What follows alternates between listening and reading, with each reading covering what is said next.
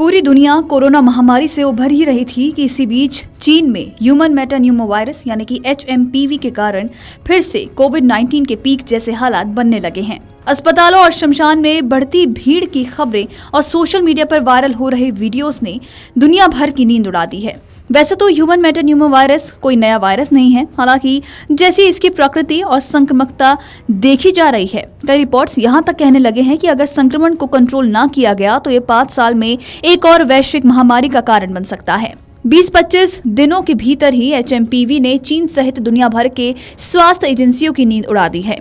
चीन में फैलने वाला ये खतरनाक वायरस अब भारत में भी पहुंच चुका है। दरअसल 6 जनवरी तक देश में 3 बच्चों में संक्रमण पाया गया। केंद्रीय स्वास्थ्य मंत्रालय ने बताया कि भारतीय आयुर्विज्ञान अनुसंधान परिषद यानी कि ICMR ने कर्नाटक में 2 बच्चों में HMPV संक्रमण पाया है। 3 महीने की बच्ची और 8 महीने के बच्चे में संक्रमण मिला है। इसके अलावा गुजरात के अहमदाबाद में भी 1-2 महीने के बच्चे में भी संक्रमण की खबर मिली है।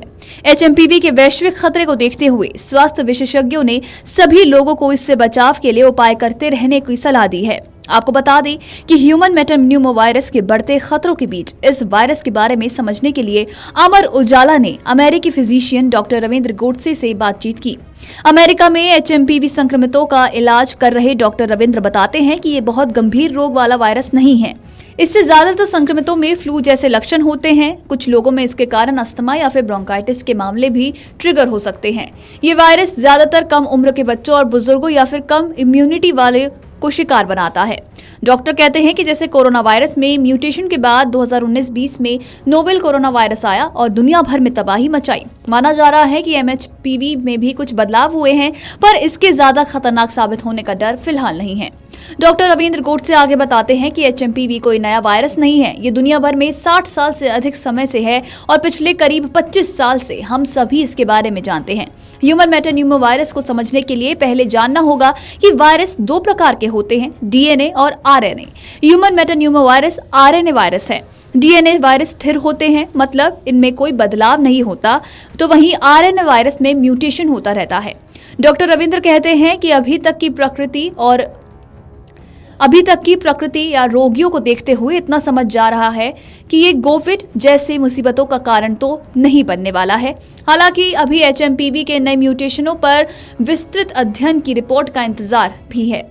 ऐसे में सवाल उठता है कि जब ये वायरस ज्यादा खतरनाक नहीं है तो फिर चीन में देखते ही देखते कैसे हालत खराब हो गए।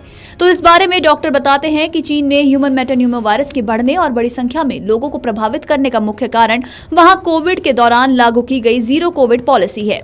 वहां मार्च 2020 में लॉकडाउन लगा, जो बड़ी सख्ती से 2023 तक चलता रहा।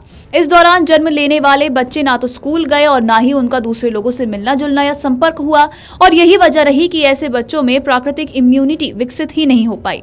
इस वजह से वहां बच्चे इन नए म्यूटेड वायरस से अधिक प्रभावित देखे जा रहे हैं। भारत जैसे देश में बच्चे समय रहते अच्छी इम्यूनिटी विकसित कर लेते हैं। ऐसे में HMPV के भारत में बहुत फैलने या फिर गंभीर रूप लेने की आशंका फिलहाल नहीं है। Video desk अमरउजाला.com।